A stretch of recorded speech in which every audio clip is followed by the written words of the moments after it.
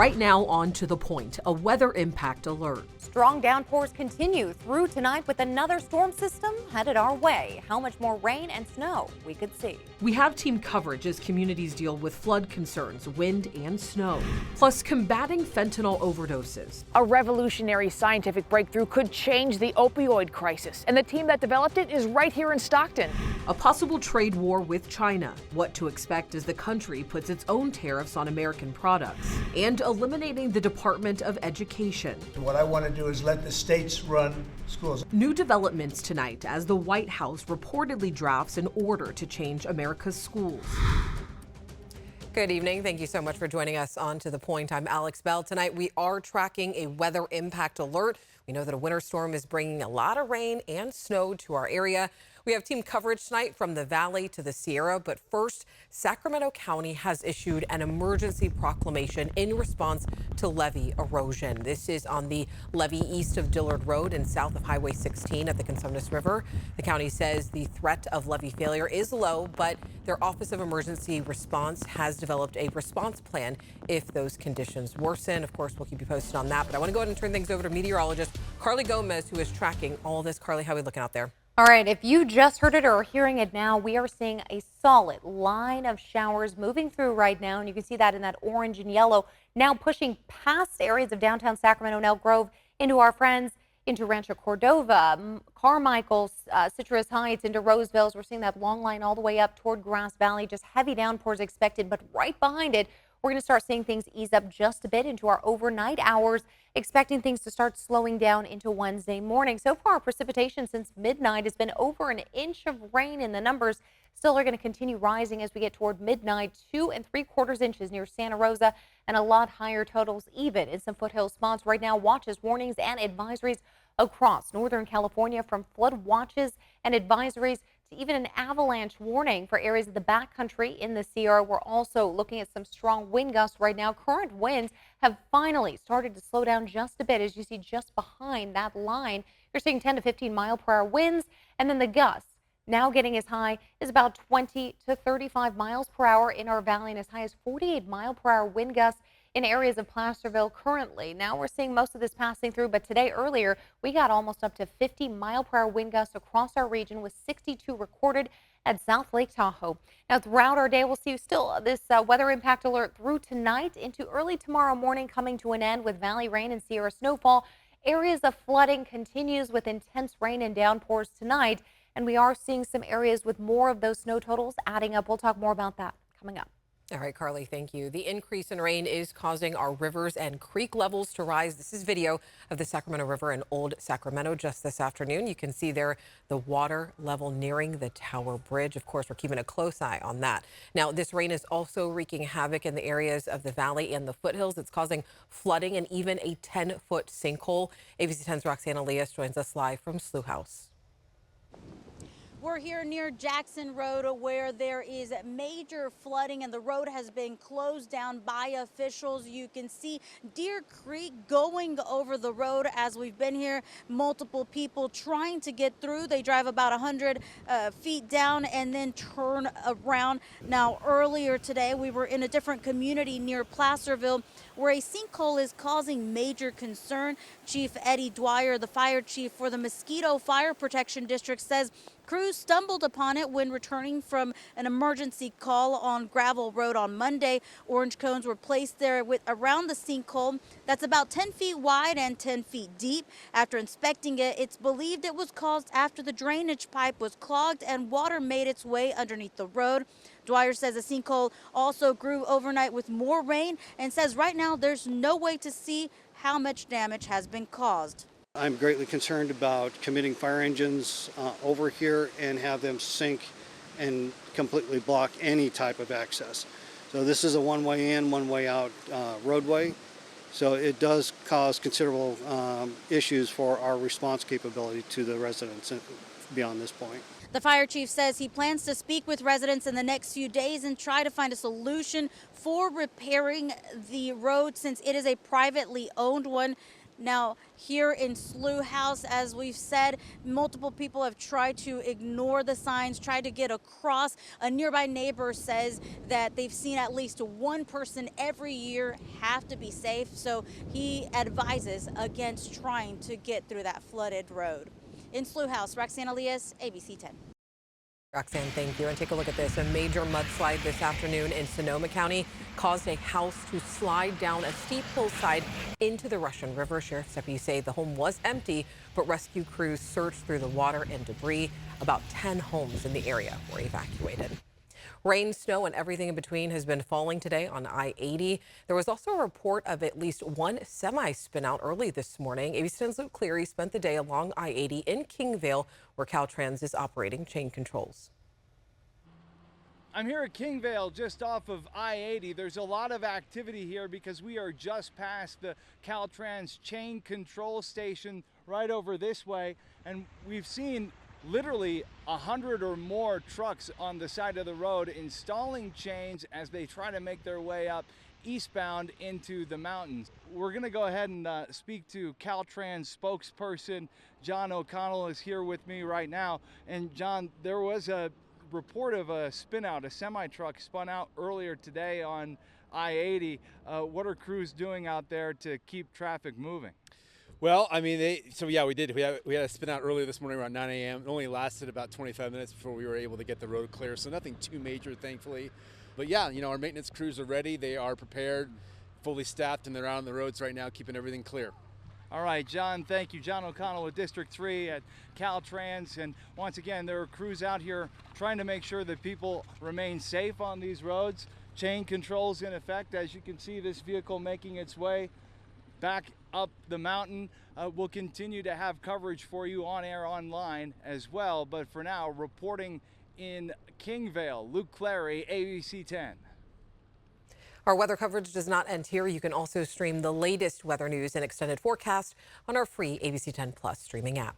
Still ahead, President Trump making comments about the high-speed rail tonight, why he wants to investigate the project, plus a possible trade war with China, the products China has now put its own tariffs on. And several atmospheric rivers already pushing through our region. How many more are on the way, and the impacts we'll be facing well into next week?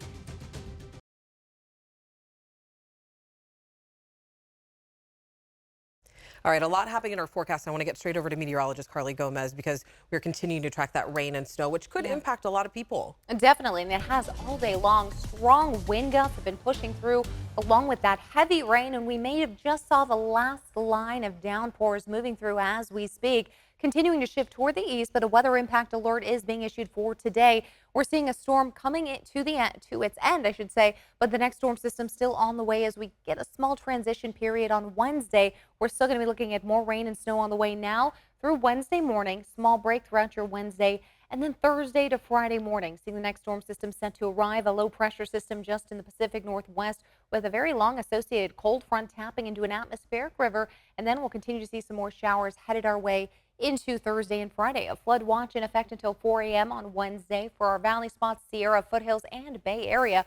We're also tracking those strong winds, but the winds should be coming to an end by tonight. We're already seeing them ease up. By 10 p.m., the wind advisory does expire. And we're also tracking here now winter storm warning in effect until tomorrow morning for still some icy roadways and still some just leftover snow flurries expected into the morning hours. But with all those stormy conditions in the Sierra, an avalanche warning has been issued until 6 a.m. For the backcountry spots, seeing a lot of towering feet of snow as well as some strong wind gusts. Could be dangerous out there. As we start moving through tonight, most of the heavier rain is expected to shift into our foothills in Sierra, and we're starting to see that transition. Colder air starting to move in. That'll move that into our snow line, dropping just a bit down to 4,000 feet with more snowfall expected.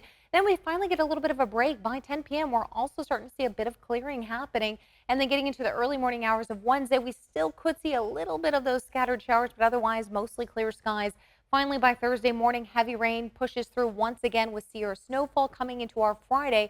Mid-morning lunchtime hours, we're starting to see things slow down for the valley on Friday, but still picking up for those Sierra spots with snowfall. Now, as we look ahead, even as we move past really the next few days, we're going to continue to see some more wet weather on the way next week, potentially. Now, in our rain forecast and our totals, we are expecting as much as a ½ inch to an1.5 inches more of rain for tonight and through the next storm system leading up, with as much as 3 inches near Grass Valley. Snowfall totals just past tonight and for the next storm system could be as much as about a foot to maybe a 1.5 feet more of snow in the very tip-top areas. Maybe seeing almost 24 inches. According to our European model here, we're only getting about 20 inches projected for Kirkwood, Twin Bridges by Friday night, but could still add a little bit more to that by the evening hours. Looking over the next few days, Wednesday, we're actually only going to see a little bit more of that rain left over in the morning, then sunshine and partly cloudy skies by the afternoon. Thursday, rain expected with weather impact alert day for you Thursday. A little bit of that Friday morning rain. Then the weekend's actually looking great for Super Bowl Sunday. More rain in the forecast next week. Thanks, Carly. Next on To the Point, we are following breaking news. The USPS suspending inbound parcels from China and Hong Kong, what this impacts, plus a scientific breakthrough in the fentanyl crisis, what a research team in Stockton has developed to reverse and protect against overdoses.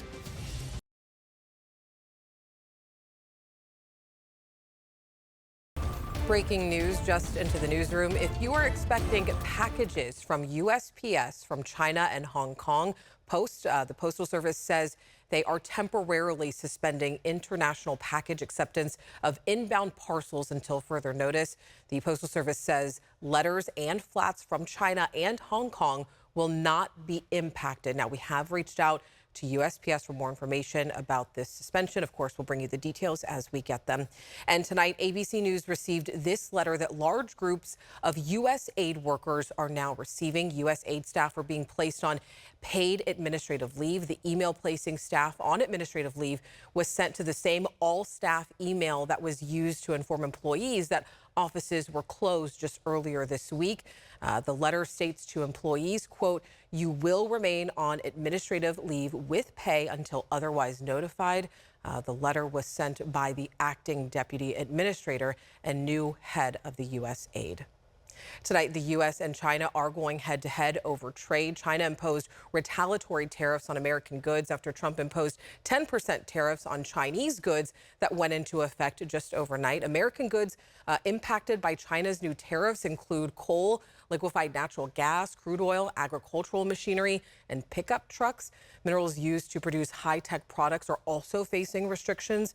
Trump and China's leader are expected to negotiate these tariffs soon.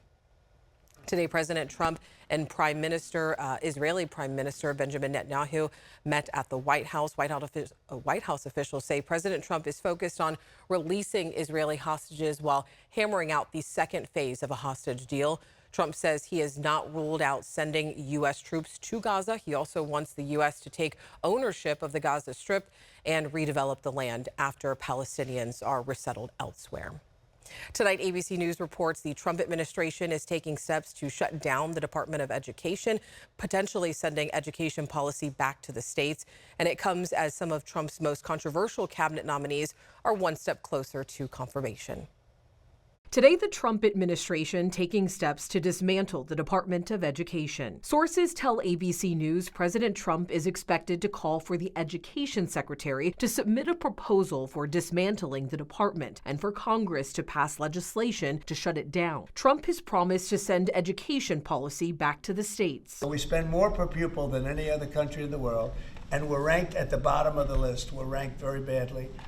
And what I want to do is let the states run schools. It comes as Democratic lawmakers push back on the power of Elon Musk, now dubbed a special government employee. There's going to be a contest here about who's really in charge. Musk's Department of Government Efficiency appears poised to call for the elimination of the U.S. Agency for International Development. The agency is responsible for allocating tens of billions of dollars in foreign aid. Musk has called the agency criminal. Today, Musk asking users on X if DOJ should audit the IRS. He's throwing out big ideas. And if anybody thinks that all of these big ideas are going to be implemented to conclusion, they don't understand the process of disruption. Meanwhile, some of Trump's most controversial cabinet nominees are one step closer to confirmation. Tulsi Gabbard, Trump's pick for Director of National Intelligence, approved by the Senate Intelligence Committee. Robert F. Kennedy Jr., Trump's nominee for Secretary of Health and Human Services, approved by the Senate Finance Committee. There's tens of millions of Americans who are hopeful that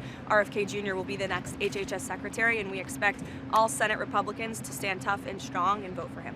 Gabbard and Kennedy will now face a final vote by the entire Senate. That could happen in the coming days. And new tonight, the Senate has approved Pam Bondi as the U.S. Attorney General. Bondi is a former Attorney General and corporate lobbyist. She will now oversee the nation's top law enforcement, including the FBI. Flights taking migrants to Guantanamo Bay are now underway. The first plane took off from El Paso, Texas today, bringing 10 people to the high-security prison known to hold al-Qaeda detainees.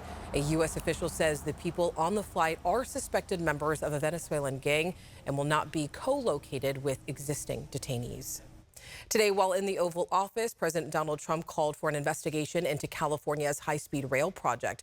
Now, the project is already under scrutiny. Earlier this month, local Congressman Kevin Kiley introduced a bill to stop federal funding for the project. And last year in May, 2 other Republican Congress members demanded the Department of Transportation provide documents on the status of the project. Trump said this today. They have hundreds of billions of dollars of cost overruns. And it's not even the same project. It's much shorter.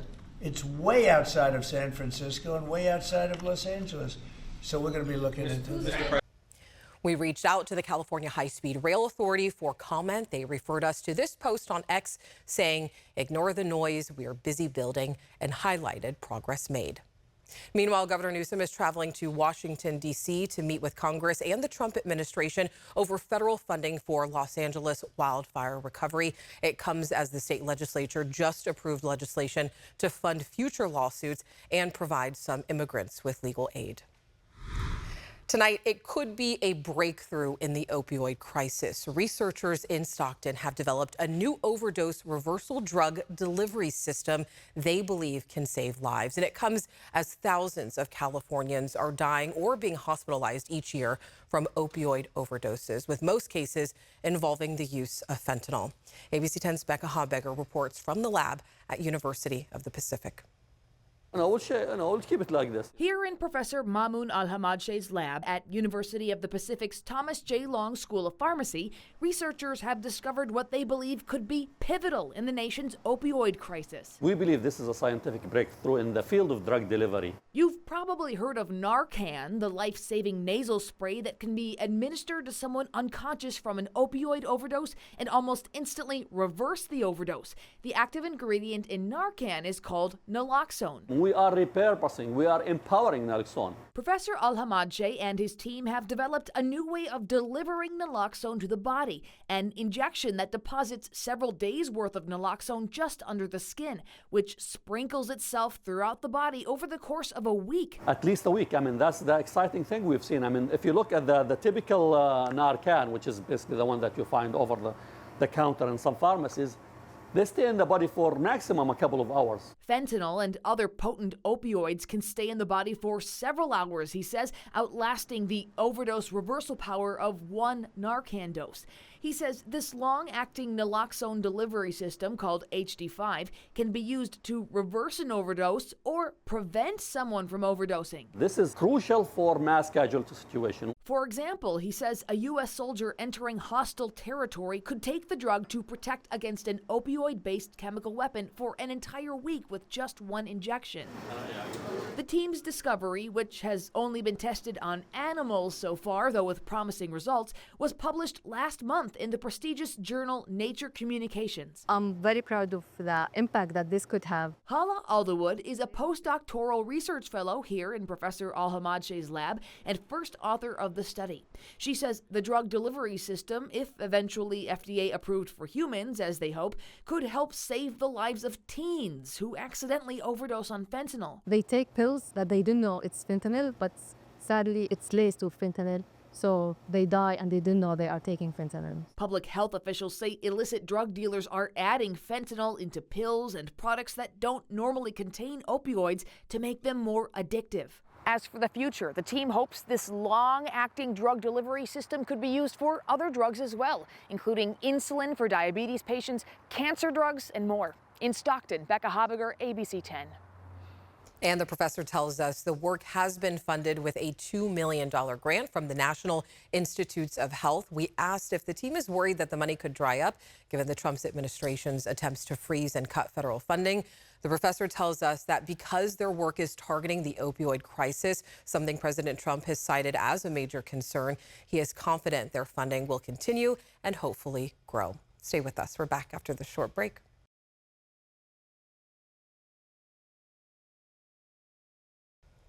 Before we go, here's another look live outside of the conditions on the road. This is downtown Sacramento and Highway 50 at the Highway 89 junction near South Lake Tahoe.